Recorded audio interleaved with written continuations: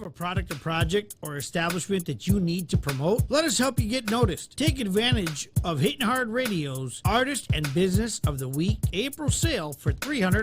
HittingHardRadio.com brings over 80,000 listeners a week in front of your art, craft, and or business. For more information, contact Sair at 414-502-7808. Once again, 414-502-7808. For all your advertising needs from the pulse of the city, HittingHardRadio.com.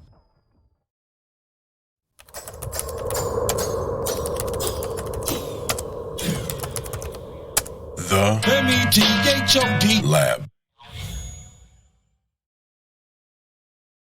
Baby, baby, baby, baby, baby, baby, baby, baby, baby, baby, baby, I got that feeling, baby. Baby, sometimes I'm up, sometimes I'm down. I'm around and down, a level with the ground. Baby, I said level with the ground. Baby, you treat me bad. No, I know. No, you don't mean it now. Sometimes I roam, but I'll be coming back home. Sometimes I seem to. Yes. Welcome everybody to the Method Lab, to the METHOD Lab. Welcome to the studio. Thank you for joining us, everybody. Hopefully, we'll give you one of those. Hopefully, you had a great weekend this past weekend. Today, the Monday hangover. Or for some of you, Hangover Monday. What a day. Thank you to everybody that tunes in on a daily basis to the Method Lab and to all of our programming here at HittingHardRadio.com. Radio you can watch. Make sure you go to the pages on all our social media platforms and you follow us. You hit the subscribe button, you hit the share button. You just bless us with your giving. That's a good one for day after Easter, right? What do they call the day after Easter? The Passover? Or Jesus' flight got delayed? Or I don't know if it got delayed, but I'm more so like, hey, I heard a thing. Heard a thing about a guy. A guy. I don't know. It's rare, but apparently some guy got up. Right. Just got up. Just got up out of his stupor. I don't know. His slumber. Took a hell of an ass kicking. Yeah. But he got up. Good for him. Good for him. You know, that I like a guy that doesn't take a good kicking from life and he just gets back up. Get back up. You know, I gotta keep kicking. Gotta keep kicking. Yes. You know, the crucified, you just gotta keep kicking. Gotta keep kicking. That's what you gotta do. Will Smith will get over it. Right. Once they crucify you, just gotta keep kicking. Just get up. Oh, yes. Get up. Get up.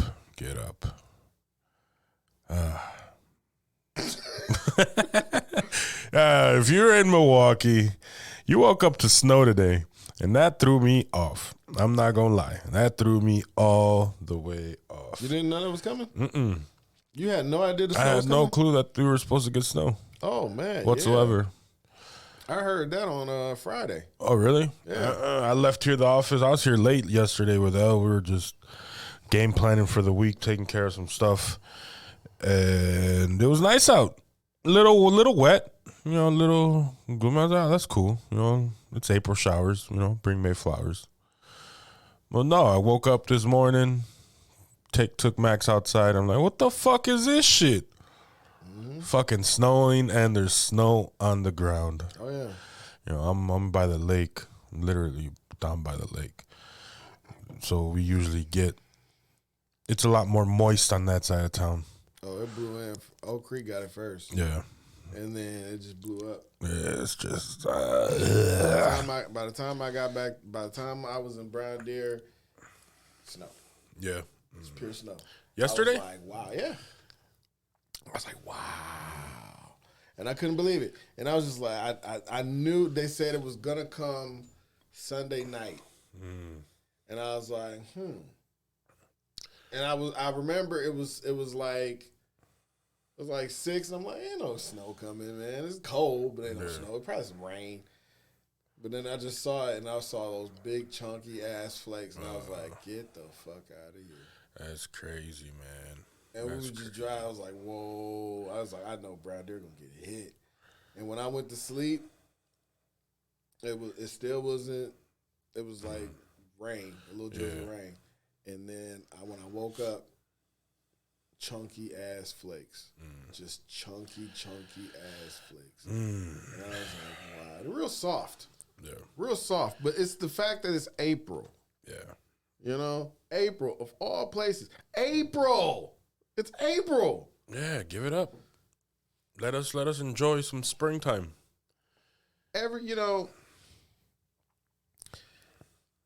I'm used to this, but every once in a while, I like April to have some sunshine. Yeah. Or I like to spend April in some sunshine. A little palm tree or something. Yeah. You know? It's cold as shit this whole month. Yeah. This whole month. We probably had one warm day. One. Just one in April so far. Everything else, cold as shit. Yeah. But, we'll get over it. I think so, maybe. It's Wisconsin, man. It's Wisconsin. Every year. It's the same old. But we choose to be here. So, we got to take it on the chin. No, we don't. No. All right, let's get the fuck up out of here. Thank you, ladies and gentlemen. We're we're relocating. Hidden Heart Radio is going to Miami. Women have decided not to take it on the chin, so can we. Okay? Oh, This is a new day. This is a new day. All right. And you know why this is a new day? Because things are different now. You know, obviously, we are living in a generation that is making those things that we used to dream about possible. It's like dream casting. When you're able to say, you know, remember that thing we saw in that one cartoon? They were like, ooh, it does all this stuff. What if we really made it? Like right now, motherfuckers is out there thinking to themselves, what if we did build like a Cybertron? What if we did build like a Mighty Morpher? Mighty Morpher. Like, just think about that. What if we did have like a Gundam style robot that we could, just in case some shit. I'm just saying, it wouldn't hurt to build one and just see if dragons are real, we'll have something to combat it. People was looking at that thing and saying, "Oh, it's a toy, it's a model, or whatever." Truth is, nobody knows what that big ass Gundam ass robot they were fucking trucking down through like towns and shit, trying to deliver this fucking thing, this massive fucking robot monstrosity thing. We're in that generation where we're able to look at those shoes from back in the future and say, we can make those self-tied too, and look just like that, and we'll make Nike sell them. I don't want those ugly ass shoes. You think they're ugly? Yeah. They're very hideous. I don't think so. I don't think they're ugly. I always liked those shoes. I would change Everything some things about them. them, but I would definitely keep the style. The self-tie. I would redesign the gray, but I will make a gummy bottom. I'm not a shoe guy. I could rock the same pair of shoes till the soles fall off. Be okay with it. Occasionally give them a, brush. Light, toothbrush with some soap water. Oh, of course. Just to spruce them up. But outside of that, I'm not. As you've been in my house, you see how my brother has his fucking wall of shoes. Some people are just like that. Not me. Very simple. Give me a good pair of boots. Give me a good pair of daily shoes. And just let me go about my business. See, for me, it's not that I would collect the shoes, but there would be certain shoes I would collect. Purely that one for sentimental reasons, by culture. And if I had my own, those bitches would blow. But they'd be the coolest, blackest looking shoes, I swear to God. Only a black man would be dare enough to swagger glow this goddamn Now, shoe. I did see a fit in a video this weekend that kind of made me want a specific pair of shoes. But I think it was all fit. It was this guy, he had on like a windbreaker, like a sleeveless or like a half sleeve windbreaker type of I know outfit what with you're the talking shorts. about. And it was As it he was goes, clear, yeah, and, I and see when he went out to the yeah, sunlight, it turned purples and I green like fucking that. love that one. Like that shit's dope. I That like was dope. I like saw that video. I was like, whoa, like because I loved how it just really just came right in, and I was like, that's dope. Because even the shoes flip the color. I was think dope. I think That's a dope fit. if I was into like fashion or like how I look, I think my style would be like Jazz from Bel Air. Kind of, stylish but yet very minimalistic, or is it minimalistic the word? Like where, it looks good but it's not gaudy, it's not over the top, Right. Like that's more my style. Clean and just everyday.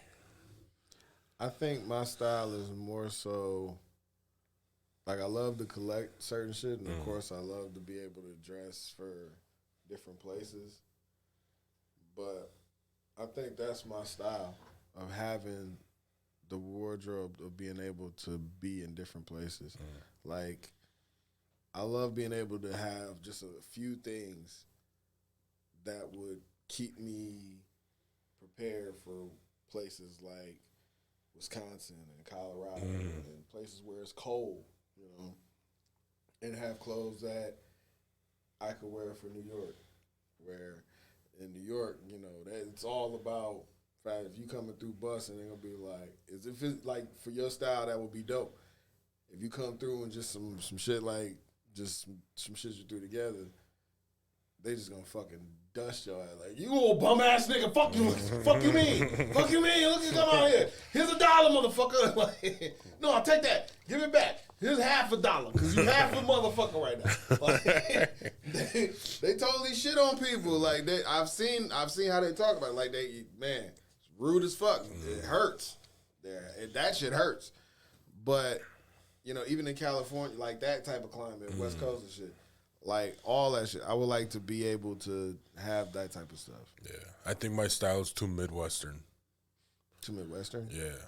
It's like I'm ready to go work in the field or at a warehouse at all times. Or a car At press. a car, yeah.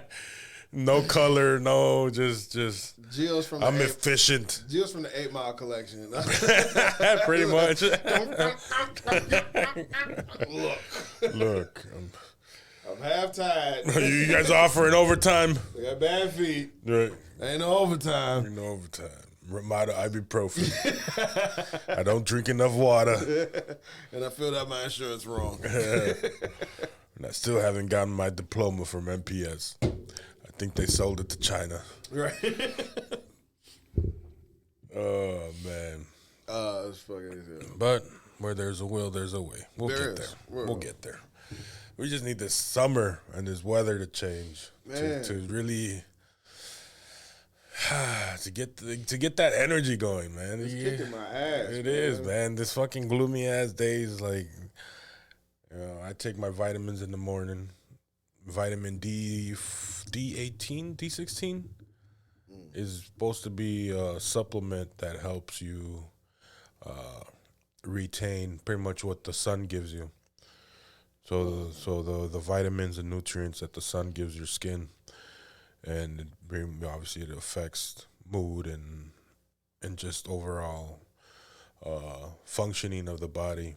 And when you get these times of periods where there's not much sun out or it's gloomy all the time, the body, just like anything, just like when you don't properly hydrate, the body goes into not a shock, but it's depleted of its nutrients and vitamins. And you feel like this. You feel gloomy. You get that cabin fever that they say in the winter, And I feel it. So I'm either gonna go tanning. No, I'm not fucking going tanning. I'm gonna go home and get in my drawers and watch Batman on HBO Plus. That's what I'm gonna do. I might go buy me some ice cream. But for sure, today is the day I will fall asleep during Batman for the second time. Because as soon as I hear that rain, all of those surround sounds, I'm going straight to sleep. I'm not gonna lie. I actually did not know that it was coming on HBO Plus, and I'm like, wow. Now that was quick. I'm excited because I'm like, hey, that's cool. Yeah. That's pretty cool. Yeah. I didn't even bother to check like how much money they made at the box office because I just kind of assumed it did numbers. It was still doing numbers. And really hadn't heard anything else, really that just like took over or anything like that. But I'm pretty sure something did. But this is that time where they're not keeping people in the theaters long. They know that there's more people watching at home. The theaters is not keeping those movies as long anymore, and that to me is better. Yeah. Because theaters would run that course and run that course and run that course and run that course and run that course. Then it'll hop over to the budget. And it runs and runs. And then it hops over to the video rentals. And that runs and runs and runs. And then it comes to cable and it's like by then like you forgot about it. But now it's better that way because honestly, if you don't want to wait, come to the theater and watch it.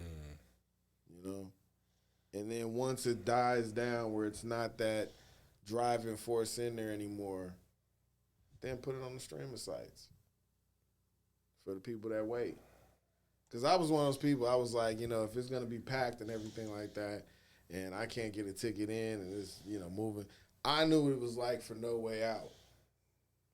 And I was like, holy shit. Once that cracked like it did where no theater was open and it was a mission just to get into a theater to see it, that's when I knew. I was like, okay, they got something here. The theaters finally found their ticket back. That's why I was happy for Spider-Man. I was happy about Spider-Man because I love the movie, but I also loved what it did for the theaters. Because when I first came back from the Marines, that was my first job. I had worked for Marcus Northtown Cinema. And I came in as an assistant manager, and I was running that with my main dude, Jelani Nation. It was great mentor. It's awesome. And I learned to love and appreciate what the movie theater do for film. Like, it's an amazing art form. It's an amazing place of housing film. There's no way you can let something like that die. You can't. The pageantry of it, the overall feeling of it. There's nothing like looking at a film with an audience. You know, even if it's people you don't know, they're all coming there for one sole purpose, to be entertained. And when you're able to entertain a crowd like that, that's like stand-up comedy. That's like a play. That's everything. You need that. You want that. It's the best feeling in the world. It really is. When you have a film debut in front of a crowd in a theater setting, the nerves that you have. When I had to debut my film that we made, and being in that theater room with everybody sitting around, they had no idea they were going to see a film. They had no idea what they were in for. And then once they saw it and they were watching it and they realized what it was, they couldn't believe it. And for a lot of people, it was emotional because they didn't know what they were in for. But it was, meant as a gift to everyone. Mm-hmm. And when they saw it, they reacted in a very honest way. And as someone that's a filmmaker and you do something like that, especially with the family connotation to it, really, and it hits its mark, but it oversees what you thought you were gonna do. That's when it hits you as a filmmaker. Yeah, it's like the best I can describe that feeling because it's incredible. It's incredible. And all you want to do is, as a filmmaker, do more of that. Amber says, motherfuckers ain't trying to pay $40 per person just to see a movie. Get popcorn and a soda. Well, I feel you. Whoever is charging you $40 per person better suck toes, rub backs, and clap cheeks while you watch the shit. In no particular order. In no particular order. Because there's no way I'm paying $40 per person and just to eat some popcorn and fall asleep in the theater. No, that's about what it is, though. $40 for you? You're thinking about it's about $12 to $15, depending on if you go in the evening or you go in the morning for the ticket alone. A soda easily is $9, a larger medium Pepsi product. And then you get the popcorn, easily another $6 to $7. You're in that $40 range. You're in that $40 range. And I ain't the type of motherfucker to go into the movie theater with a Tupperware either, because they ain't got no microwaves. Now, if they had microwaves accessible, then it'll be a different story, because I'll show up with a motherfucking 12-piece charola tacos and shit. But what theater are you going to? I'm going to all types of theaters. I go to mainly Marcus theaters. The Bistroplex. No, that's even more. The Bistroplex is even more, because then you get the ticket, then you get either the individual size pizza or the burger. That's easily another $15. Then you get the dessert. That's another $6-7. Then you get a mixed drink. That's another $12. And then, after that, you got to get a mint for your date. That's another $72 just in a fucking little baggie of Sour Patch Kids. So when you leave, you pretty much, your car, you got to leave the car at the door because you can't pay the tab. Let me tell you something. I'm going to give y'all an inside tip. For all you people going to these fancy places to watch the movies and everything, that's cool. And I applaud you for that. Me personally, I love going to the Bistroplex and I love going to the Avalon. Why? Because I like what I get for my buck. Plus, those are places I can leave a tip and know I get it right. Except for the Bistro Place. Bistro Place be slipping sometimes. Yeah, They be slipping sometimes. they do. But the Avalon, always. I've Always. always been treated great at the Have you? Avalon. I've always been treated great, but their food has been lackluster. Yeah, for a while especially now. when it's like busy and shit. Yeah. Like, you know, Now we're originators of the Avalon. yeah. Like we were there the day it opened. We were there all through the like fucking throughout that Star first Wars and year. shit, Like, man, and we had marathons, great experiences. great times. But at when the fucking management Avalon. switched over and they switched the restaurant around, like it just wasn't the same. Especially like- when they used to have a bar open. Where Oh, you could just man. go and talk about the What was movies it that and we shit. always you always used to get the nachos. Nachos. The nachos, and they got rid of the nachos and started selling Putin. Yeah. And that's when I knew that Bayview was fully 100% gentrified. They wanted that And they didn't poutine want us there so anymore. fucking much. Man, not to say anything wrong against Putin, but who the fuck wants to eat fucking Poutine. fries with gravy It's during a poutine. movie? It's poutine. Poutine. That's what they call it, poutine. Poutine? Yeah, poutine. Okay. Which is the disgusting name because it's fries, Fries with gravy. gravy. And shallots. And it's like, okay. They taste decent if they were to bring them out hot and with enough fries to fry the gravy ratio that was balanced, It's poutine. but not a fucking 4 fries with a fucking half gallon of gravy on top. And just because it has scallops. Now, scallops is the little green onion tips, right? Yeah. Okay. Shallots and shit. I mistake that between what's the other, the seafood? The scallops. Scallops. It's got shallots. It's shallots. And there's Shallots, is scallops. it? It's Alright. like shallots. Okay. I believe it's I'm talking about the little green onions. Yeah, little shallots. Yeah. Yeah. Well, but basically, yeah, that's what poutine is. And honestly, I'm gonna be honest. Now, if they gave me a It's whole, overrated to me. It's a Midwestern fucking thing. It really is. If they would have gave me like a Canadian fucking Midwestern Irish pie, what is that? The shepherd's pie. Shepherd's pie Now is that good. you give me a fucking big ass bowl of fucking fries with mashed potatoes and gravy and ground beef on it. I'd rather Like- take a shepherd's pie over fucking poutine. Yeah. Poutine is some hockey shit. Depends on the poutine, though. Poutine is for motherfuckers that can take their tooth out. They can take their teeth out for this shit. Right. Like it's They safe like for them. They like their rye bread rock. Yeah. Somebody was making fries and I put some gravy on it. It was like, fuck you. Give me some shallots. Give me some shallots. I got to pull my 4 French out. Give me some shallots. Because that's all they could say. They tried to say scallops, but they ain't had a T for it. It's like, give us some shallots.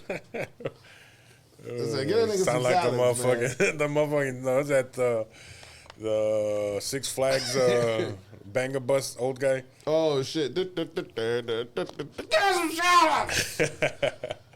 Fucking ass. Oh shit! All right, see, I think we're getting in stride. Took we're us half trying. an hour. We're trying. We're trying. That's funny. Ladies and gentlemen, I want to take the time first and foremost before I forget to thank everyone that came out this Saturday to the 414 All Community Cleanup, brought to you by here at HiddenHeartRadio.com. It was a marvelous event. Thanks to everybody. Thanks to everybody that came out. The crowd wasn't big. We were expecting a lot more engagement, but the beauty of it is the people that showed out, and we can still drive up and down the streets and see how clean they are here.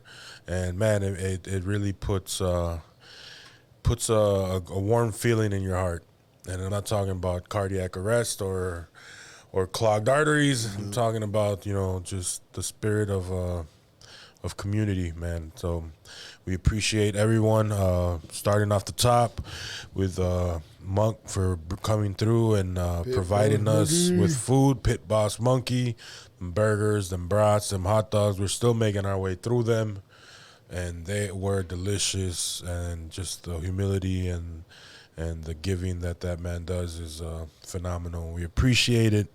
always, always, always, always. To Joey D for coming out. He had a busy day, and I called him in the morning because I had forgotten that Mace was going to be out of town. He had a family trip planned ahead of time, and I was like, oh, shit. Oh, I'm going to be picking up shit, so I can't take pictures. So I called Joey over at Team Red Eye, and, man, he said, didn't hesitate, man. He was like, I'll be there, bro. I'll be there. I got a shit ton of things to do. I got to juggle people here and there, and then I got to leave right away, but I'm there. I'm yours. So shouts out to Joey and his team. He had some friends come along with cameras as well. Gego and Noni and their team, phenomenal young men. Phenomenal. I was very, very impressed with their attitude, very impressed with just the energy and just the happiness to be there helping out, you know. And I think out of everybody, they collected the most garbage. So appreciate them. Zainel and his crew of security, they did a great job as well. Everybody from the EMT that hopped out of his car and joined us just because he saw that we were working on something and he wanted to be a part. You know, everybody's like, who the hell is that white guy? You know, no one knew. No one knew. We got back to the building and we're like, okay, bro. Now, who are you? He's like, oh, I'm in local EMT. You know, I'm a resident at one of the local hospitals. You know, I was just, saw the people out here cleaning up and I wanted to be a part, so I hopped out and tagged along. He's like, all right, now I got to get back to work. Thanks. I was like, oh, shit. Fucking Batman. So hats out to him. I didn't get his name. I think Eleazar did, but yeah, everybody else that joined us, thank you very much. And to the douchebags that are out there throwing out garbage into the street already, I came back the following day, and the usual hot spots already had their little pockets of garbage already developing. So, but the good thing is that with us cleaning up, you see those hot pockets, and you see those businesses that don't, take the time to address their clientele and keep a nasty establishment. So best be sure we'll be taking care of those areas as well, and they will be addressed. So if you are a business owner and you sell merchandise, you sell food, you sell goods, and the storefront in front of you looks like shit, I'm going to tell you something. Do something about it. Because if not, you're going to be getting tickets from the city. Because I will give out the number, Jack. Too many people volunteered their time and their efforts for you guys to be so nonchalant and not give a shit. So that's my little rant on that. I'll be the Johnny Appleseed of my community, cleaning up, picking up. But I don't know. You were there. Yeah. You were there with your daughter. Yeah. That was great to see my lovely niece out there slanging and banging garbage bags and picking up garbage. Getting the tour de I don't want to say de France because we're not in France, but the tour of the old stomping grounds for me and you, and having her actually see them firsthand and be able to walk the streets that we used to stumble. It was pretty cool. Now, I will say it was great to see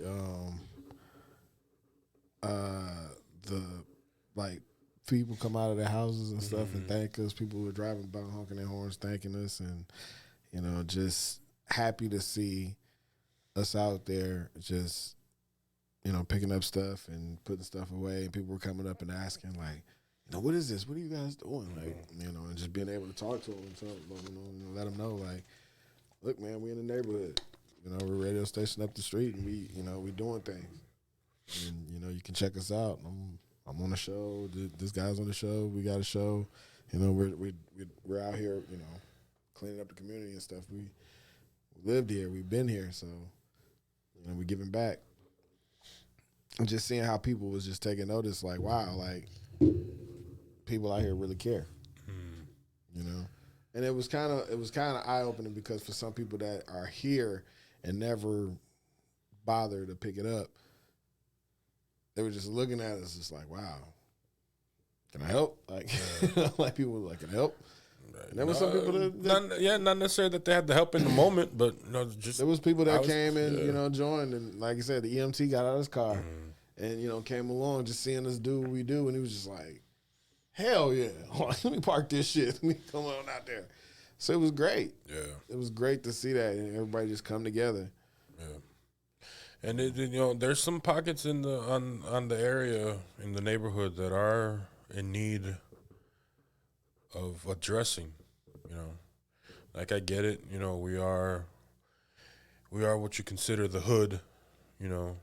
Not necessarily impoverished, but it is a tougher side of the city. But that doesn't mean that we can't take pride in our residences and how we upkeep our houses.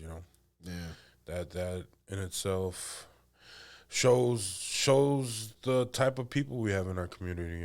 You had houses that were immaculate, or you could tell that the people in there care.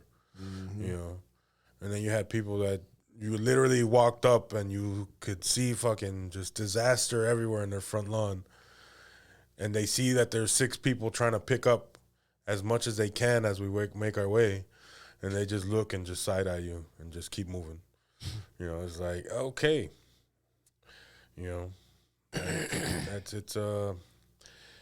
It's sad to see. It's sad to see, but we're not Enrique Iglesias. We're not everybody's hero.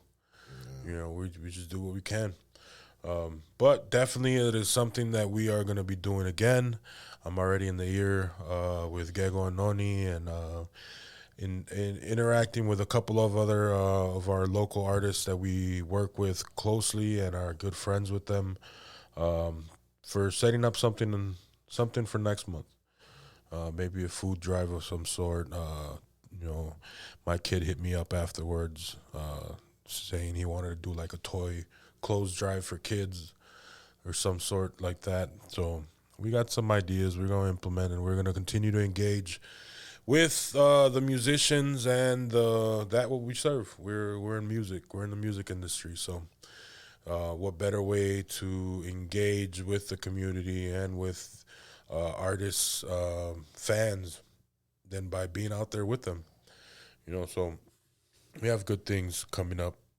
But overall, 4-1 for All was a huge success. Oh, one more shout out to Duamel for going ahead and taking the initiative to call and make sure that we had all the tools necessary for the cleanup. We appreciate your love and support, my friend. We appreciate it so much. Now he has to come pick up all this stuff and still take it back. So, the job doesn't end there. But yeah, thank you to everybody that came out. Yes. Yep. There was a fight that happened over the weekend. Okay. Well, several fights. Well, a lot of fights happened over the weekend, but there was one in particular. I wasn't aware of it because after the 4-1 for All, I was spent. Oh yeah, that good food. I went home. My daughter got on Oculus. I didn't even get on Oculus. We charged the phone. We sat down. We ate a little bit more, and we just rested. Like she got herself clean and got herself together. I went and soaked myself and then just relaxed. Just totally fucking relaxed. Yeah. Cause that I realized my feet were kicking. Dude. My dogs were kicking. My knees. Well, not even my knees, it was my knee mainly. My knee was just like it needed elevation. It was really just bothered the fuck out of me. I legit took 2 ibuprofen PMs. I know it's fucked up. Cleaned up. Cleaned up and just laid in bed. Like, y'all don't understand. Drank a warm cup of milk. Oh my God. Called it a day. I turned on the TV. I was like, I can't even search through this menu. Let me just leave the TV on and just knocked. Bro, I was done. I was totally done. That's funny because years prior, no lie, clean up, go home, shower, go to the after set. We always had an after set after cleanup day. Yeah. Now, we'll do the after set next week once we're fully recovered. Shit. That's a shame. It is. Well, I know for a fact, like, with what we've had going on this weekend and everything, it's great to see that at least during the cleanup, it was nice enough to do it because It was. The weather was fucking great. like last time we did it, it was blizzard, and this time the blizzard came after the fact, which was great. We missed it completely. That was the best thing about it. We missed the blizzard completely, which is awesome. It's awesome, and we can only hope that we can keep that going. You know, because we try to plan for, you know, of course, the weather and everything like that. And April is one of those unpredictable months. You never know what you're gonna get. You really don't. You really don't. You just hope for the best and pray you don't get snowed out or snowed in. Because I remember when they did that polar vortex. That's something they do for New Year's. We had the polar vortex and all those fucking people were snowed in. And I remember I was snowed in on Atkinson. And I remember there was a time, the other time I was snowed in Brown Deer, which was even worse because no plows were coming out there. And if it was the snow was too much. It was too massive. Because the trees had just been completely, it was insane looking how white it was. It was hard to find the road. It was very, very winter approved. And when you looked out there, it was great to look at, but you couldn't see shit. You didn't know where. You saw humps where cars are. And it did not look pretty. With all the goddamn snow just up to the doors and shit. Yeah. But I bet kids love that shit. Did you get a chance to watch the Bucks game last night? Yes, I did. Yeah, you did? Nice. We did as well. And what a day. What a game. It was pretty good. Let me tell you. The Bucks, I watched them play. And it was a hard-fought game. And I loved it. I loved the energy of Giannis. I love their grit. They understand how to play in the playoffs. They've learned from P.J. Tucker. And P.J. Tucker, you know, I like him. I like what he's bringing to Miami. But I also see how these playoffs are pitched and put together. The Bucks will see the Brooklyn Nets in the next round. Chicago is a good team. The problem is Chicago has lost a lot of its luster going into these playoffs. People have figured out how to play them. And so have the Bucks. The Bucks swept them this season. Now here's the thing. Don't count the Bulls out. Because DeMar DeRozan has been known to not carry people through. But don't count him out. Once he's seen how to get over that hump, it's going to be unstoppable. The kid is he's right there. He's right fucking there. And the problem is he's not really looked at as MVP material because he's not putting up he's not able to put up those numbers that Giannis and Embiid and Jokic can and LeBron can do. But he can put up those numbers that Steph Curry can do. He can put up those numbers that Ja Morant can do. Ja Morant is starting to figure that shit out too. See, Ja Morant, if he has someone able to, facilitate and pass and stuff like that, he'll be something phenomenal too. His shooting ability is gonna need to improve, but the way he performs, the way he delivers, it's a matter of time. It's a matter of time. So DeMar's gonna have some competition, but he's on the right team because they got some dogs on there too. But my thing is, I think for the Bucks, Brooklyn is going to be that series. And that's if they even get past Boston, because I saw that game when it was tight. Yeah. That Jason Tatum fucking roll out and lay up for the buzzer beater was phenomenal. That's phenomenal team play. Right now, Brooklyn is relying on that two-man offense shit. And Boston playing team ball. If they can keep that up, woo, they can do the job for us. Because I'd much rather see Boston in the next round to warm up for Miami, because that's another team ball, but they executing with some dogs. There's some dogs on that squad. That's going to be a fight.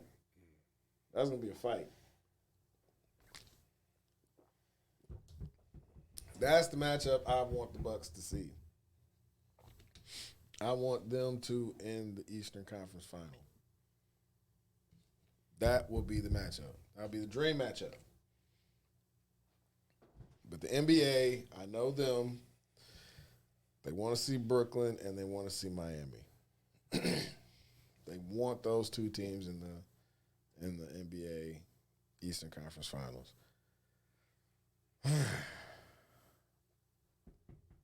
It's gonna be exciting. I just can't wait. I got to build up to it. Really? Yeah. That's because you haven't watched any other games. No, honestly, I thought the season started like 3 weeks ago. Nah, it's been pretty good. Yeah. Like I didn't watch in the beginning because they were still filling each other out. I started to watch closer to the All-Star weekend because the first month, there's certain teams you want to watch for. I can't watch every single game because when I used to watch every single game on the season opener and stuff, you tend to see like who's really coming out, who's the team to watch based on the energy. Some teams come out there and they're just figuring it out. The other teams are just clicking, and they come out there and they just ready. Like when the Bucks came out and they were on that street, you saw the energy. They came out performing like, they figured it out. They figured out who they were, and they came out gunning. And people were like, it's a Bucks though. Like they weren't seeing it the way they needed to see it. They figured out how their offense worked. They just didn't know how to defend it. PJ Tucker came, he showed them how to defend it. Now they can take that forward.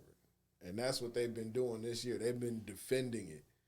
So the offense is where it is, but it's been really just seeing them really just come out there and just fight it out.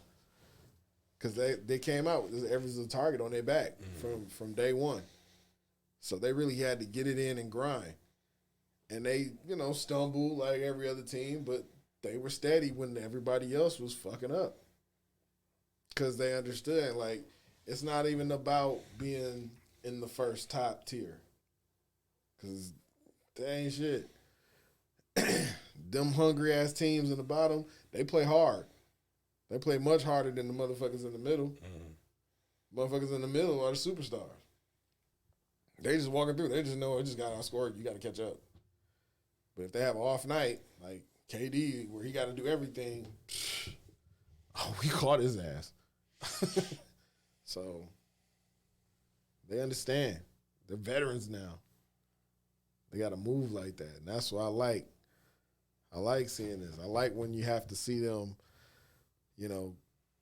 really just hang in there. It was a good game. It was a good, hard-fought game. Kind of went back and forth there in the third quarter. Oh, yeah. Towards the end of the third quarter, it was good.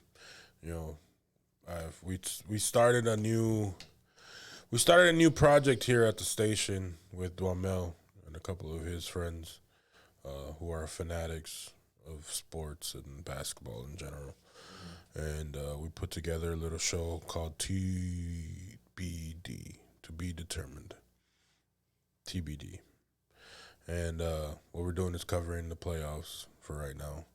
And it's pretty dope being able to sit around with guys that enjoy the game and just, watch them talk shit.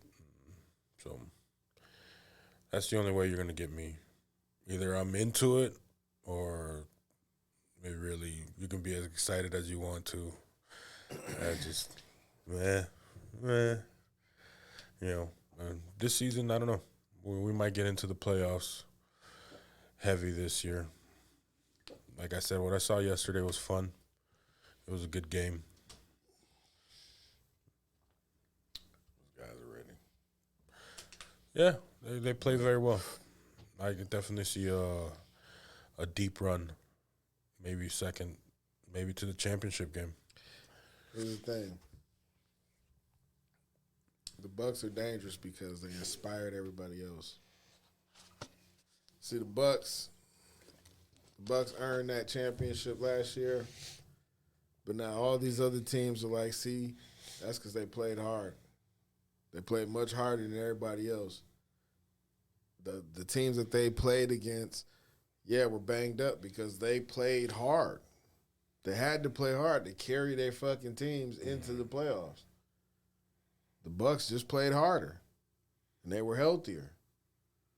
So now everybody's looking at the Bucks like, you play deep, which means you get shorter times off, which means you don't get as much rest, which means you don't get as much training.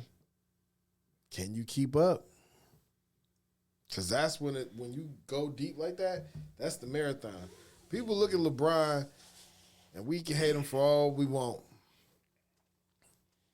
But the fact of the matter that you can play in 10, 11, 12 finals, play that deep, and do Olympic Games, and eat like a fat kid on diabetes, and ignoring your doctors and whatever with your burger, eating your tacos and your taco burgers or whatever the fuck they be talking about you eating, and doing shows and producing this and producing that and doing this and doing that, and play and play and play and play and play and play and play.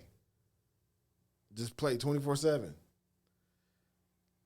That's not an easy thing to do.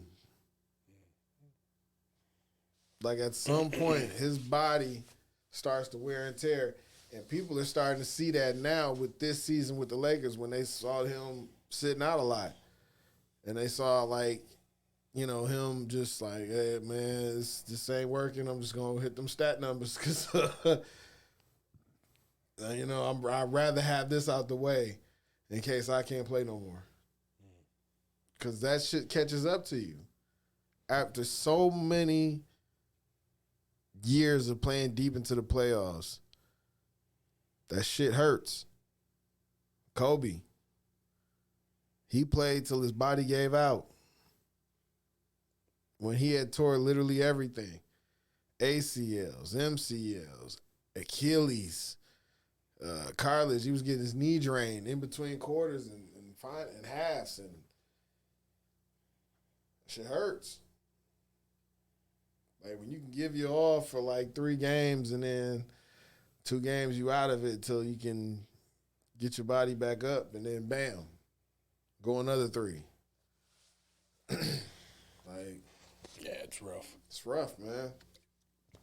It's rough. It's rough to be an athlete. But, hey, man, they get to do what they love. It takes a toll on the body, man. It does. And that's the thing. You have to try and love it, even when you hate it. Because those guys had to hate it. There were times I know they hated it. They were just like, ugh. The travels, the time away from the families. They had to do what they had to do. You know, I ended up watching Young Rock. Okay. I was watching it this morning. I had got up early and realized how white it was outside. I got scared. I was like, oh shit.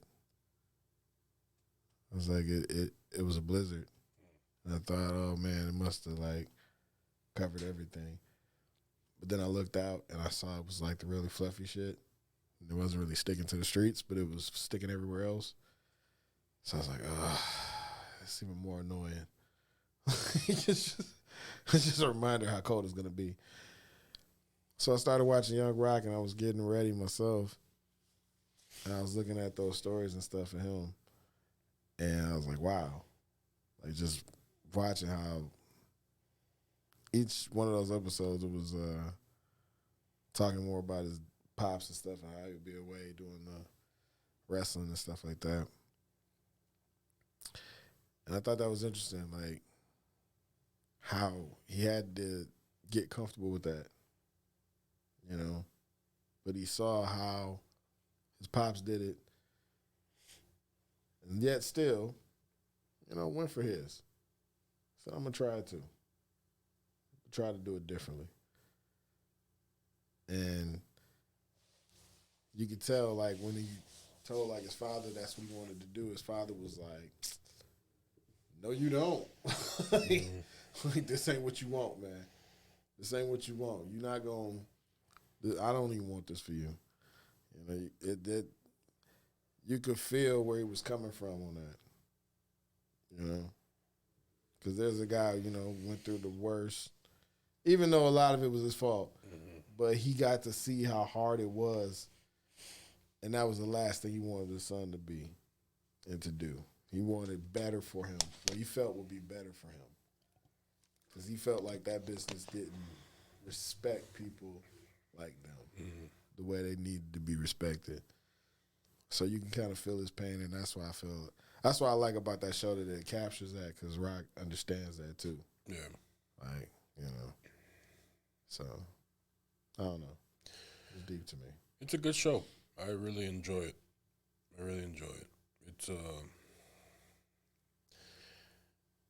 It's very hard to relate with somebody like The Rock because his work ethic and his discipline is so top tier, you know. It's hard in that regard. It's hard because, you know, you try to do shit right, you try to go about it the right way, but to really be and to see the amount of success that he's seen throughout his career and is currently living in his life, you know, it shows. It shows that it's based all on discipline. Like from his morning routines, his workout routines, his business routines, you know, and that is a task that holds a lot of people back. The inability to be disciplined, you know, you can be good at something, you can want to do something, but if you don't have the necessary discipline to get the results that you want, then you're never going to see that, because that is the price to play. You know, that is the price of admission, you know, and this show shows a lot of that it's not only humility and overcoming obstacles in life, it's improving yourself and your tools and your mechanisms that you use to deal with things, you know. And I think that is a very good example. It's a very good example in comparison to what the culture is today. You know, today the culture teaches the kids that everyone wins. Everything is a participation trophy. As long as you try, you're going to make it, you know. And those are fucking bold-faced lies. And it's very cynical and very what's the word I'm looking for? It's counteractive. It's counterproductive, counteractive to have those teachings, because the real world, regardless how much padding or how many safety checks you put in it, life is life, and life happens according to what happens. You know, you can teach your kid that safety zones and you know, talk about your feelings and everything will be okay all you want. Once you're no longer there, or you can't be there with them all the time, life will teach them lessons that no matter how much you try to save them from, they're going to learn the hard way, you know. And I think this show is something that if I had young kids, I would show them, because it shows that everything isn't, you know, gumballs and ice cream and you know, easy peasy, you know, participation banners and ribbons and trophies. It's like sometimes you try your fucking hardest and you do everything right and everything still goes wrong. You know, and this show reflects that in many ways through, you know, The Rock's experience, whether it was growing up, through his father's experiences, through his mother's and his family's experiences, and just overall, you know, man, it just shows that, you know, understanding that and still preparing yourself for that can get you to high places. You know, so yeah, I think it's a very, very good show. One thing I especially learned from it is never let them see you coming. Just like these next few videos we're about to play for you guys. Let's do it. Let's give them files 2 through 8. 2 through 8. All right, here we go.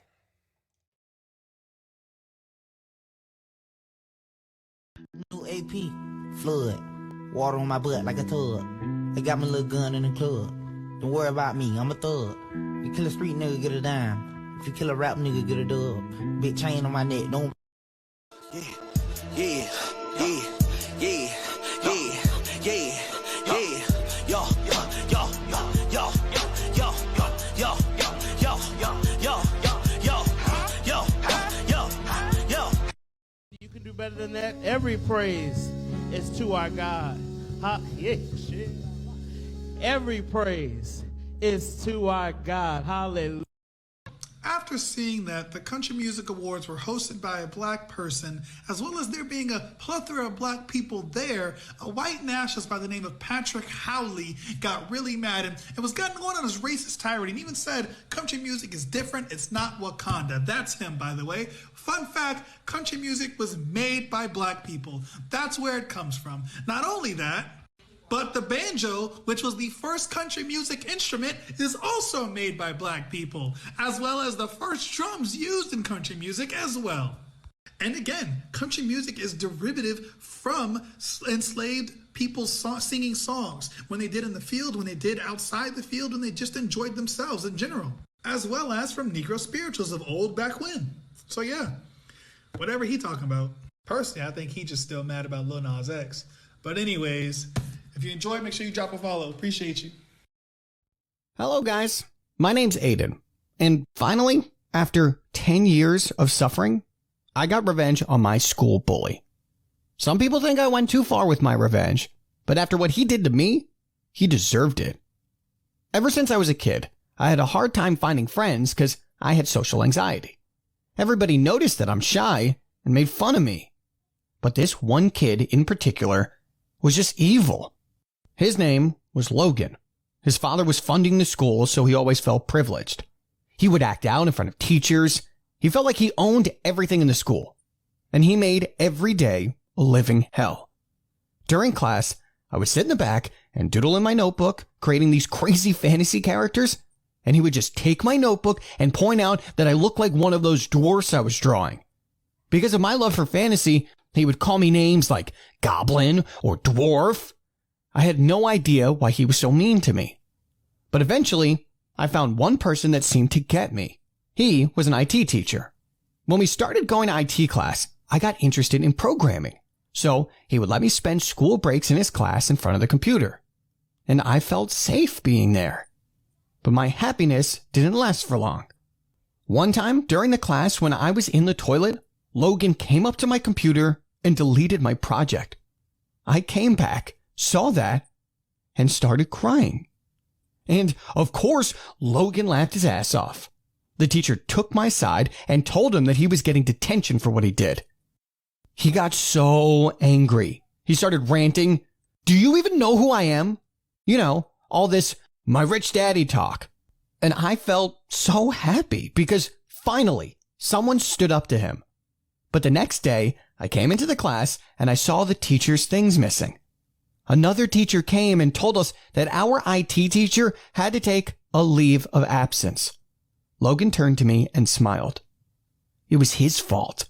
He was making my life miserable and he took the only good thing from me. My emotions got the better of me. I came up to him holding my fist ready for a fight. "Careful, Goblin. I can throw you out too," he said while smiling. And the worst thing is, I knew he could. I cried for the whole evening. Honestly, I felt powerless. Anytime I'd find something that made me happy, he had to take it from me. The only good thing was that there were only a couple of months until graduation, and I got into a college that was far away from there. And I knew that little brat didn't get in. With his grades, even his father couldn't bribe him into college. And that felt like a win. When I got to college, I decided to just focus on school and stop being the weird kid. But I didn't follow my plan. I remember I was unpacking my stuff in my new room and I found my old notebooks there. I started turning page after page, discovering this fantasy world that I nearly gave up on, and then this idea hit me. I was studying programming and I had these drawings. All I needed was to combine them. I started developing a video game and working on it like crazy. I worked days and nights, filling myself with coffee and excitement. After a couple of months, the trial version was done. I uploaded it onto the internet and just hoped that somebody would see it. At first, it didn't draw any attention and I almost forgot about it when I heard somebody in my class talking about it. I rushed to my computer, checked, and saw that it had blown up. It had like 10,000 downloads. I couldn't believe it. And pretty soon, my life changed for good. I was sitting in my room working when I got a call from one tech company saying that they'd like to talk with me about investing. I set up a meeting and hung up, scared, was shocked. Is this really happening? I was only 18 and already making a name for myself. I went to the meeting, anxious.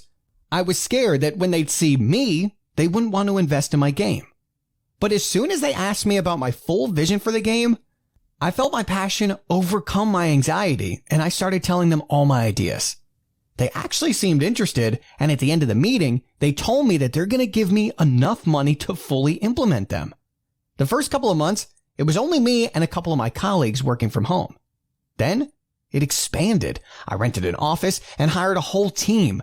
I felt at the top of my game when I saw this ghost from my past. We were hiring illustrators and had them coming up for interviews. A couple of other shareholders and I were sitting in the meeting room talking with potential illustrators one by one. I was getting tired, but my assistant said that there's one more waiting in the hall.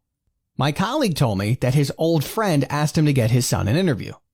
The doors opened and I saw Logan. I couldn't believe it. It was him. But of course, who else would use his father's influence for a job? He came into the meeting room all confident and arrogant, but then suddenly our eyes met. I saw a life flashing before his eyes. Then he quickly turned his eyes away and started shaking hands with everybody like he didn't see me. When he came up to me, he introduced himself. "And your name is?" he asked me. There was no way he didn't remember me. He was really getting on my nerves, but I didn't want to look unprofessional and cause a scene. So all of us sat down. My colleagues asked him a couple of warm-up questions. They all laughed. I was getting more and more furious. Then he showed his works. To my surprise, they were really good.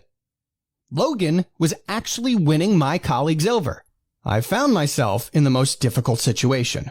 He was the best candidate, but I couldn't imagine working with him in the same room. When the job interview was over, I volunteered to show him his way out of our office so I could talk to him in private. Look, I told him, you can stop acting now. I will give you this job, but I'd like you to apologize for everything I went through, you know? This is all I ask. I thought maybe finally I could move on from my past experiences. He looked straight into my eyes, and my heart nearly dropped. I couldn't believe that he will finally own up to it. Then he laughingly said, "What do you mean? We were just kids teasing each other, and you have to admit you were a real dork." My blood started boiling. Here I was, trying to be the bigger man, and he was disrespecting me all over again. "So, see you next week?" he asked. I couldn't let him treat me this way anymore. "Remember how you called me a goblin?" I replied. "Well, the goblin is a mischievous and malicious creature by definition. You'll soon find out what I mean." He scoffed and left the building. Soon enough, I had this award ceremony coming where most of the industry's top people would gather. Our game was getting an award, and I had to go on stage to make a big speech. I was preparing the speech for the whole month, but as soon as I walked on stage, I knew that I had to change it. I told them my story, about my drawings, about Logan's horrible bullying, and about me. Finally getting recognition and meeting him in an interview. I made sure everybody knew what I went through and knew who was responsible. After a couple of days, I met my ex-classmate, and he told me that Logan is in deep debt and has a hard time finding a job. I know what I did might seem petty, but somebody had to do it. Some guys always feel like they have the privilege to make other people's lives miserable without consequences. And this was my story to tell. I finally feel free. It feels like it's only the beginning of my amazing story. I'm working on the 3rd edition, and the whole franchise is estimated to be worth around $1 million. I could have never imagined that my dreams would get me this far. I wish I could go back to 10-year-old me and tell him to stop being ashamed of being different. Because you only need one person to believe in you, and that is yourself.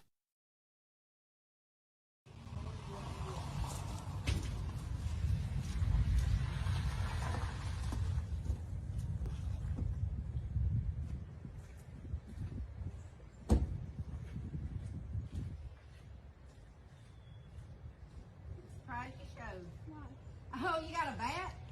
Fights ain't fair. Fights ain't fair. You gonna hit me with a fucking bat? Why not? Why not? Stupid bitch. You hear me? You hear me? That fucking bat ain't gonna fucking help you. You hear me? That fucking bat just fucking pissed me off. You hear me? I ain't your fucking goddamn mama. You hear me? Fucking bitch. You hear me? Turn around while you fucking black that face. No, I got it. I'm fine.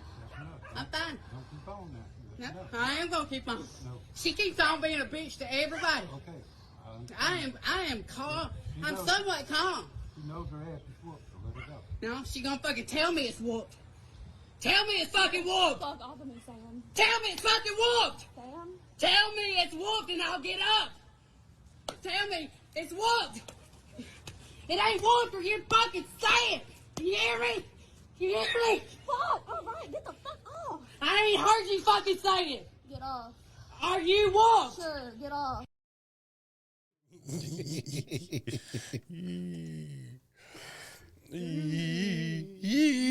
I don't feel like saying anything in regards to that because I ain't saying I'm whooped. She's gonna be beating my ass like a California raisin. Just I mean, at that point, like, if I was the guy from the video before that, I would have hired her. You know, to take care of the bully. And see, that's the thing. She came out with a bat and then tried to hit her on the ass with it. Right. like, come on, girl. Don't. Bats are not a viable source anymore. It's not. If you've seen that viral video from a few weeks ago where there was a road rage incident.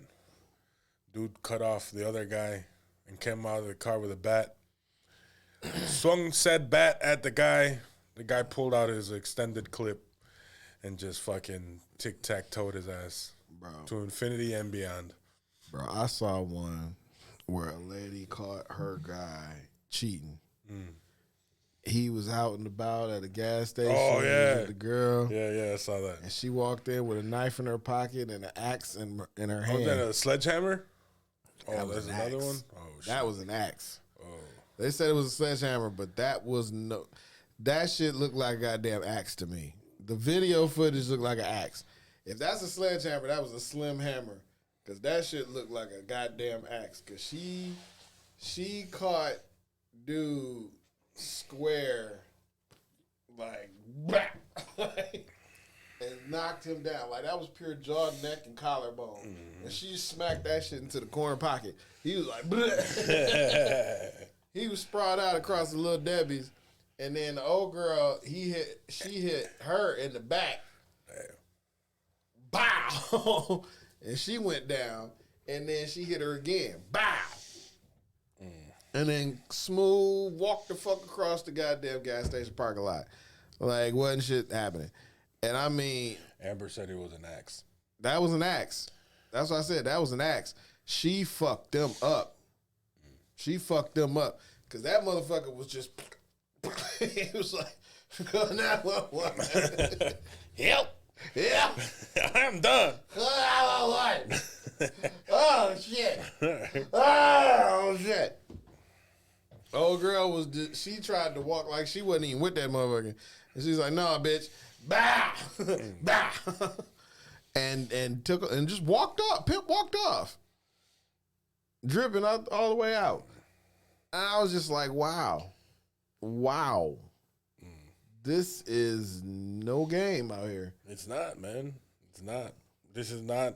People, I think the biggest misconception right now in humanity or in the United States is that we are post-COVID, post a global pandemic where a lot of people saw very lows that they've never experienced, and some people have experienced mental fatigue and mental traumas that no one has experienced in a global setting. Like, everybody thinks it's, a lot of people think that it's back to normal, back to business. And that is not the case. People are fucked up in the head. The most sanest of people are fucked up in the head. And those people that are already fucking fucked up in the head and you were like fucking quick to act, like very difficult to pinpoint what they're going to do and how they're going to, very unpredictable. Like, now put that on 1,000. A lot of people I don't think understand that it's not the same playing field. It's not like a fucking, like a work stoppage or a work strike where, okay, now we've, deliberated, now it's back to business, back to regular season. Like, no, if you cheat on somebody, that motherfucker you might break the camel's back with that. Or if you offend somebody, that might break the camel's back. You might go and try to rob the pastor, and the pastor is about that life now. You might get capped by a pastor. It's like, this shit is not a game. You can't underestimate the situations or think that your bravado is going to give you certain results, because the proof is in the pudding. It's not. It's not. You might be with your side chick and you'll take a motherfucking battle axe to the chest. During COVID, motherfuckers were taking twisted teas to the face. Yep. Now, post-COVID, motherfuckers taking axes to the throat. Yep. To the jawbone. Motherfuckers pull out fucking bats thinking they're tough. Well, motherfucker, now, fucking tech guy, the tech guy or the fucking dweeb has a fucking semi-automatic and lights your ass up in the middle of traffic. It's like, you can't underestimate people. And if anything, our homicide rates here in Milwaukee prove, we are on board to giving Chicago Chicago, which is about, I want to say about 4 to 5 times larger than Milwaukee. And we're giving them a run for their money in homicides. Like we're Chicago, from when I lived there, they averaged about, on a slow year, about 400 homicides, you know, across the board. With the numbers that we have right now in Milwaukee, we're at about like high 60s, 68, somewhere in that range. We are going to get over 300 if we keep up the stats. And that's not even being in decent weather. You know, that's people getting cat just for drive-bys, for fucking, you know, road rage incidents. You know, just the plethora of crime and the type of crime that's out there, it shows that people aren't right. They're not right in the head. A lot of them have nothing to lose. And, you know, as a matter of fact, we got another story about that too. Because someone actually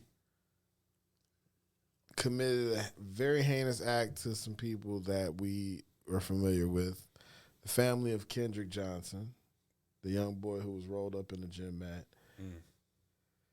Just recently, his mother and her family and other supporters of the family were actually scammed.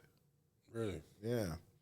So let's take a break real quick. Let's get some word from our sponsors, and we'll get into that story. Let's give them videos 9 through 12.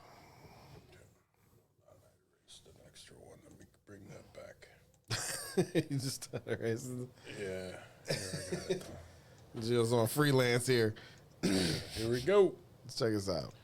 Let me get her done.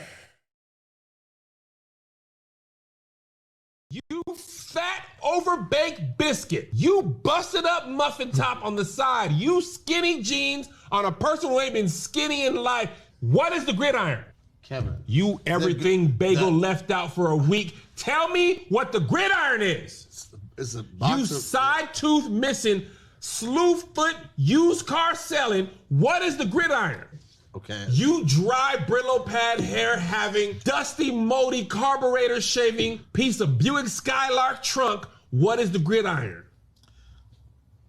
You dripping gonorrhea, soul sucking, STI, STD. Why isn't this chlamydia cleared up? I've taken amoxicillin for 3 months. Tell me what the gridiron is. I told you that in confidence, and I think You it's very postpartum pregnant, your body won't snap back. I'm a loving mother, but this is the body I have. I got stretch marks. I give up on working out. Tell me what the gridiron is now. This box. Photo shoot. Pause, pause, pause, pause. Dick's Pizza. Not sure how much dicks you can handle? No sweat. Because even our smallest dicks are 10 inches long. Pardon? There's a bunch of dicks at your door. We deliver. So get off your computer and eat dicks. For more information, click here. It's big and it's gooey. It's saucy and it's chewy. What's in my mouth? It's gotta be dick. Of course it was a white woman. Everybody meet Dana Banks. Now let me tell you how Dana Banks took advantage of the pain of a black mother who lost her son and then scammed her. This is Miss Jackie Johnson. Miss Jackie Johnson is the mother of Kendrick Johnson. I'm sure you've heard the story of Kendrick Johnson. He was the teenager that was found rolled up in a gym mat in his school, obviously and apparently murdered. But no one has ever been held responsible because the police, the medical examiner, and everybody involved colluded to cover up his death, which wouldn't have happened if he was a white teen, but I digress. For 9 years, there's been no justice for Kendrick's murder. And his mother, Miss Jackie Johnson, and his father, Mr. Kenneth Johnson, have worked tirelessly since his murder to demand accountability for their son. They've never quit.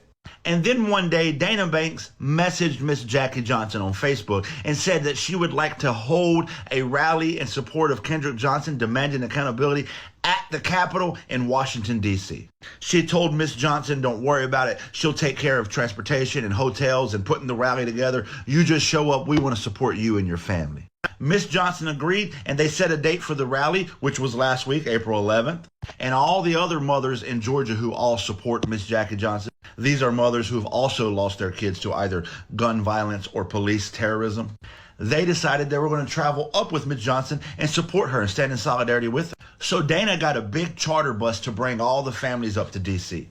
And she reserved hotel rooms in the Marriott for all the families. The bus picked everybody up in Atlanta on the day of the rally. They came up to the rally here in D.C. Here's Miss Johnson and all the mothers, just a lot of support. But Miss Johnson was not very happy.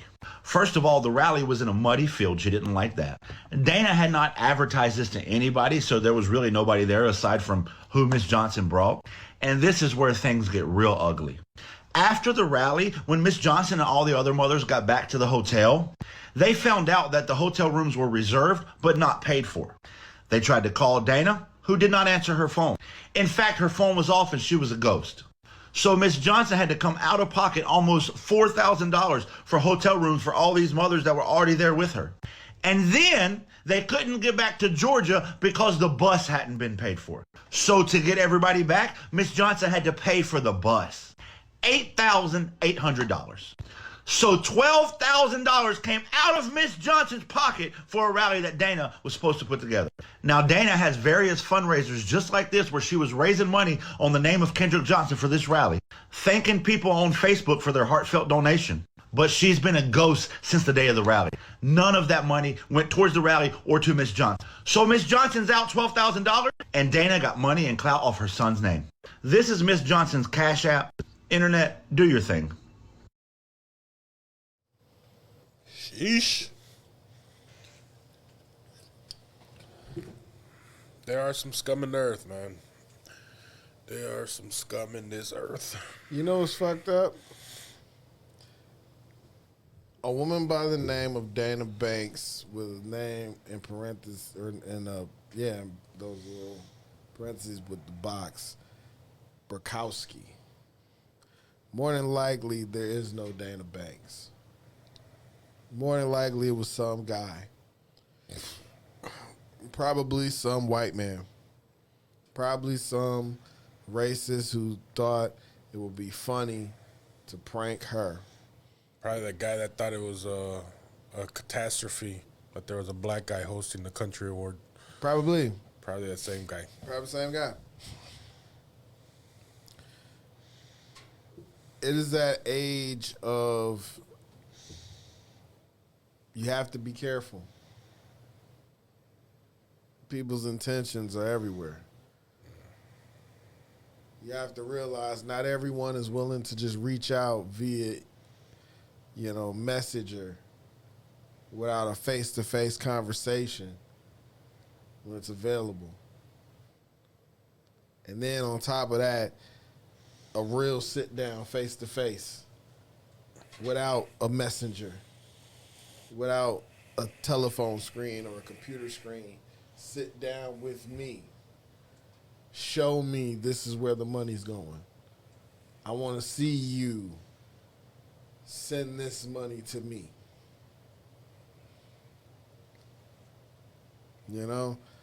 Someone that actually manages that without having the access, just letting people know where to send it. That, you can't trust everybody. You can't. There's somebody who really pulled her in and played her with the whole, I'll set it up for you. You just bring your supporters. And never, ever, ever, ever really, I guarantee didn't really speak to her or anything. Just used her name. That's crazy. Yeah, it's rough. That is rough. And that's how people are operating. That's how people are operating. Just off your name. Yeah, we know some people out there that feel your pain and know your story, and they'll donate to it, and I'm going to take that shit and get my bills paid. Then when them kids fell off the fucking roller coaster, and they caught that one mother out there in the news and shit, crying and crying and crying and crying and crying and rages and all that, doing that whole performance, and then come to find out, not even related. Wasn't even related to them kids. Putting their own shit out there, just trying to get paid. Goofy shit. Motherfuckers that don't even know sign language just standing up there just to be on camera and do the Macarena. All right. Deaf people just sitting there like, who the fuck is this bitch? What about my mother? I fucking hit her. I agree. Post-pandemic apocalypto is what we're living in. Our moral fiber is starting to deteriorate as our technology elevates, where it makes it possible for us to create machines that can correct issues that they see until we become the issues that they see. And they realize, you know what? This planet will be better off if you're not in it. Even I can see it. So I must terminate you. That's where we're heading. Yeah, man. Our moral compass is fading. It's, I think right now it's very difficult. It's very difficult because like everything is opening up, everything's starting to become more accessible. But necessarily that's not the wisest of choice to just be out there. Like like fucking Brooklyn showed us last week. What was it? 8 people killed? 10 people killed in the subway station. I think we had another mass shooting yesterday. Like everything is on the fringe. Like I think right now people need to focus on being prepared. And I'm not talking about fucking action movie montage with fucking extendos and dip your bullets in fucking acid and like that is taking it to the extreme. I'm talking about take care of yourself mentally so that you can see clear. So that you can rationalize clear. If you are fatigued mentally, if you are fatigued physically, if you are if you see yourself having deficiencies, focus on that right now. Because everything's going to open regardless. So there's no rush, Whatever is lingering from that isolation time that we had during, the pandemic, a lot of your skills are no longer as sharp as they possibly were. Or you might find yourself being a completely different person where the way you carried yourself no longer fits you. If you're the loud, obnoxious motherfucker before, necessarily those circles that you were comfortable and were okay with you being that loud motherfucker before might not be the same. Even if it is your normal place you used to go to, your hole in the wall tavern that you used to go to. Like you don't know how those people that are coming back to it have dealt with these past couple of years. So the motherfucker that you used to be able to be loud with and in front of them and be all boastful could be the motherfucker that'll pop you right in your shit. Because they ain't trying to hear your shit. Because back then they were probably annoyed by you, but whatever. We're here. Now it's like, oh, shit. Nah, fuck that. I ain't putting up for that shit. Shut the fuck up. Like you have to take the time to not be so plug and play. Like shit's different. No matter where you go, from the grocery store to the fucking, to go pay your bill, like everything is different now. So you got to take the time to address what you need addressed. Because if not, you can be a casualty. You can put yourself in a situation that just is not going to work out in your favor. And, and it's sad. It's sad to see somebody get, taken advantage of in that way. But I'm pretty sure, damn sure that they learned their lesson now on how not to trust. Like how in a day of deep fake and all of the advancements in technology, like how can you get duped like that? Right. by somebody that you've never seen, by somebody that you've only encountered over phone, who refuses to have face-to-face encounters with you, but yet you're going to invest your money and time and effort and get other people. Well, no, that's the thing. She didn't invest any money. She was told that I'm doing this in your honor, and we're putting together a rally, and we would love to have you come down. And then she sent the bus up there. Okay. She sent whoever Dana Banks is sent the bus up there to pick them up and ride them down there.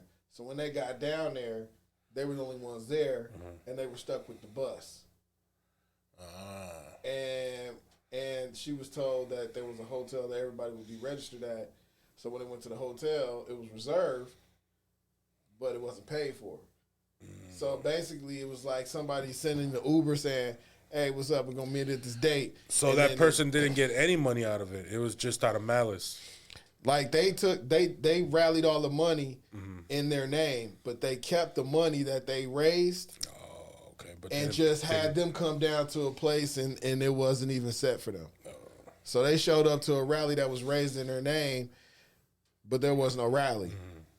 And the money was all there. So she didn't promote it at all. So in theory, they didn't take money directly from her, but they took the money that they raised. Yeah, and left her with the bill. Damn, that's a special kind of fucked up. Exactly.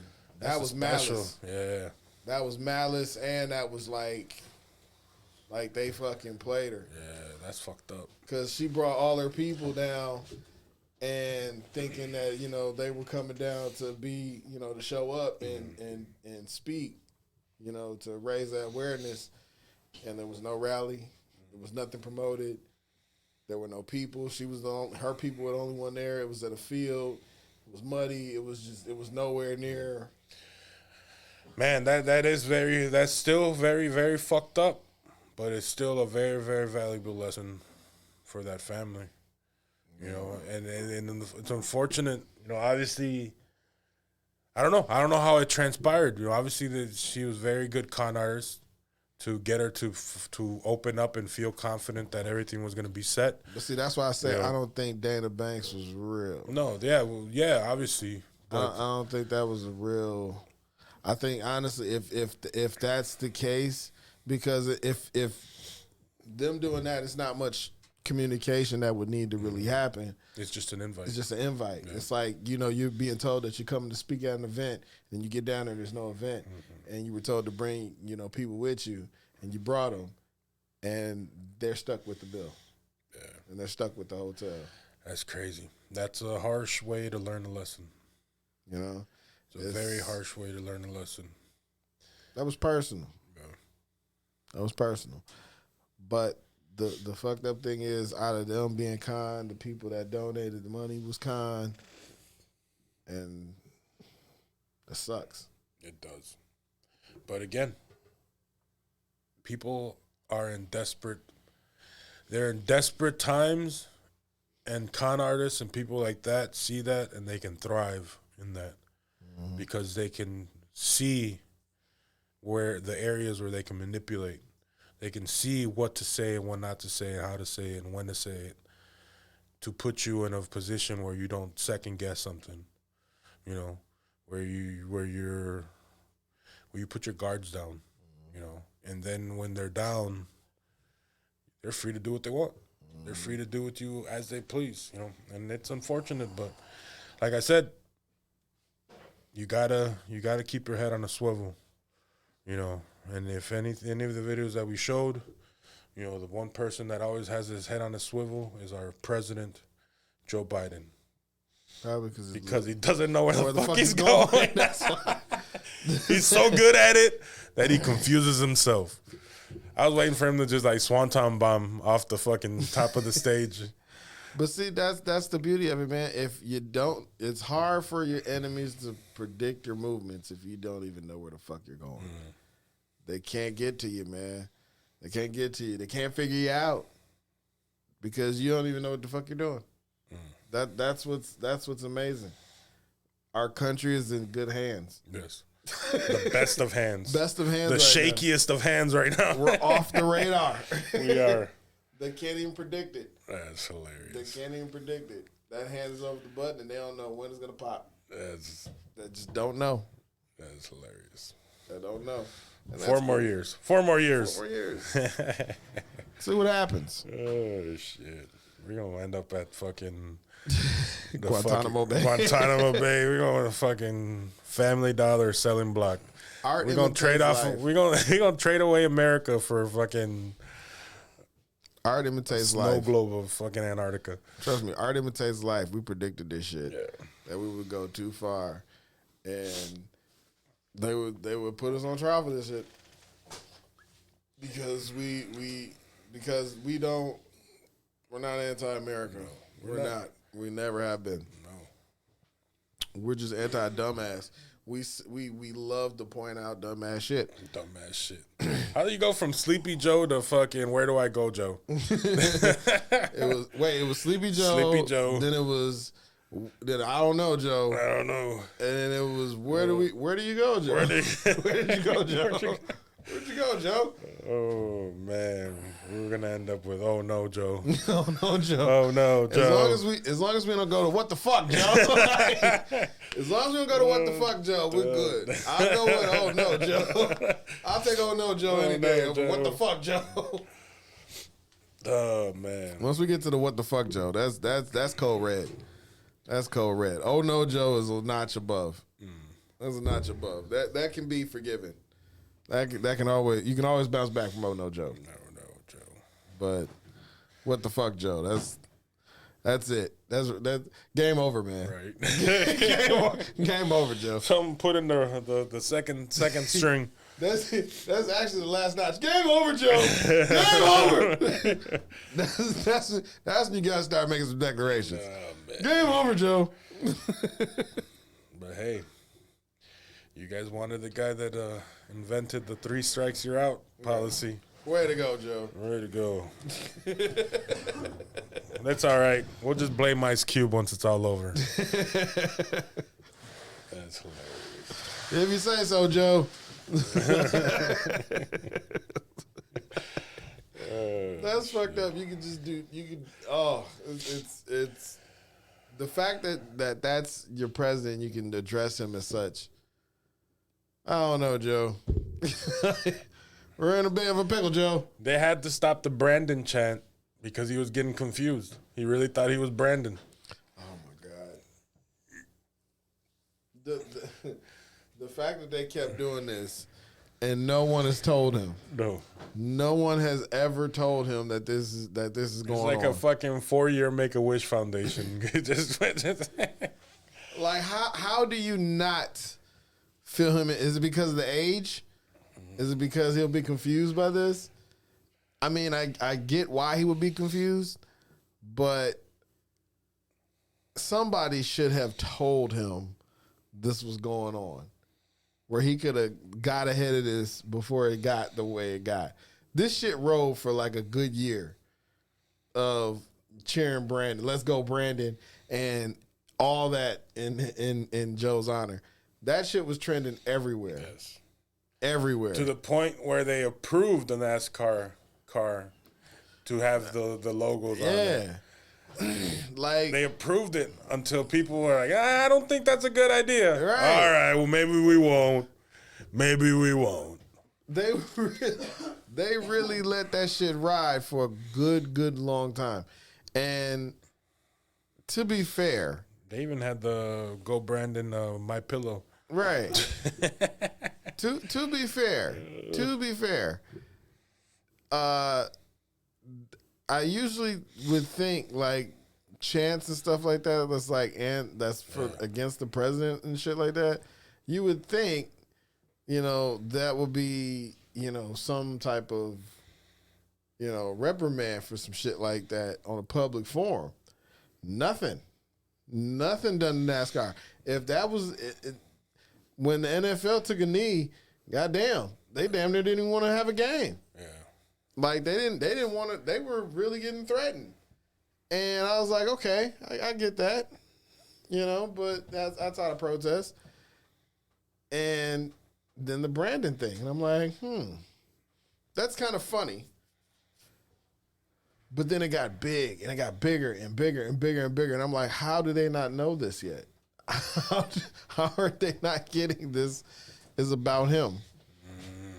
How do they not see that this man is being ridiculed in the open public on NASCAR of all places? Right. And I realize it's the circles. It's the car going in the circles. They don't tune in for that shit. No. They don't care about that shit. It's not as flashy as dunking a basketball or it's a wild world. Smacking somebody's mouthpiece out and taking their socks on the football field. It's a wild world, man. It's a wild world that we live in. It's funny. But how wild is it? I'm telling you. Wild. Let's give them videos 13 through 16 on our way out. 13 through 16? Yeah. Should we run them, or you want to say our goodbyes and then run them? Or? Yeah, we'll say our goodbyes and run them. 13 through 16. We're ready to go. So let's say our goodbyes. Well, folks, this has been a very sleepy Monday. Right. Sleepy Joe Monday. Sleepy Joe Monday. And I got to say, it is a very cold, snowy Monday. A Monday we surely will never forget in the annals of history, in the annals of any goddamn thing. But we hope to see you mañana after this dog day hangover afternoon is done. And we hope that you join us for Toxic Tuesday. Yes, Toxic Tuesday. And for our follow-up show, To Be or Not To Be. Yes. Where we answer those questions that you all would love to hear between relationships, those battle of the sexes. We're going to determine, is Atlanta ludicrous or not? And all that good shit. But yeah, we'll see you guys tomorrow for Toxic Tuesday. This has been the Method Lab with Gio and Larry on this snowy dog day afternoon. And we hope it at least brings the sun out tomorrow. I'm going to go home and watch Batman. I need to watch this. I'm good. I want to watch I'm this. good. I'm going to watch about this. to go take my pants off,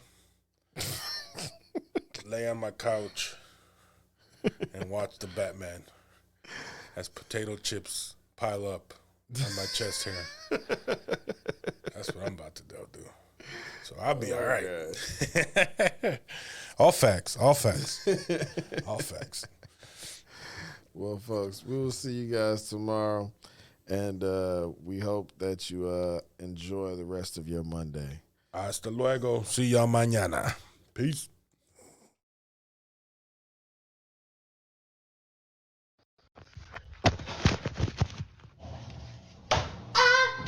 Can't leave you alone.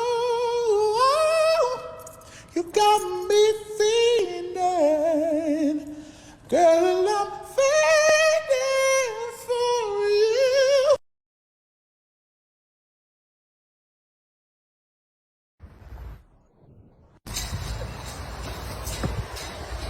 These are the dumbest things that humans have done. Scientists from NASA got a hold of a spider, and they fed the spider hardcore drugs. They did this just to see how the spider's webs would look while it was tripping balls. That shit has absolutely nothing to do with space. Also, there was a New Year's celebration in Italy, and they had tons of fireworks. The explosions from the fireworks were so big that it knocked hundreds of birds out of the sky and killed them. Fried chicken. There was a theme park in Australia that got shut down years ago. They emptied out the whole place, but they forgot to take the shark with them. It was stuck there, swimming in its own piss and shit, and then it died. That's funny as fuck. Make sure your standards are something that you can afford. And I don't mean that in just a monetary sense. Like, I think a lot of times we do set standards based on society, and they have nothing to do with us. Like, you'll have, and this is a loose example, I'm not projecting, you'll have like a dominant woman who has been a leader all her life, maybe not even through trauma, this is just her personality, asks for like a strong, dominant man, and she get that man, and now they button heads because both of them are used to being the captain. that standard had nothing to do with you, love. It's not that you was wrong. It's not that you was, it's just that you setting your standards based on what somebody told you and who they told you you should have versus a person that actually works as a partner for you. So yeah, just as everyone else said, know who you are before you start talking about what you want.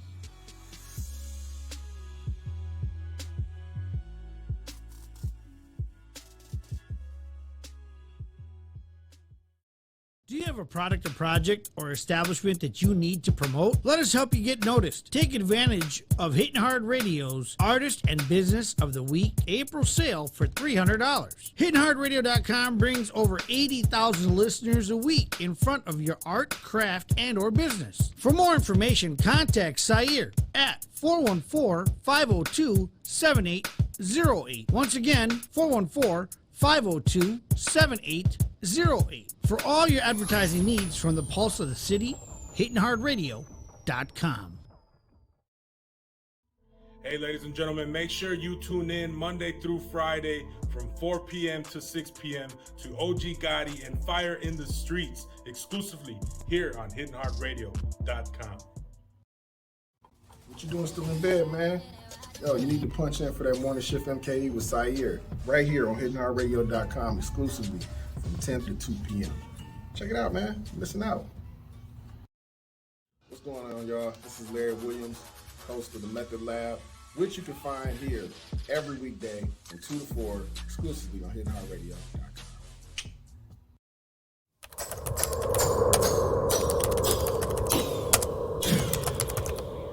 The METHOD Lab. What you doing still in bed, man? Yo, you need to punch in for that morning shift MKE with Sair right here on Hitting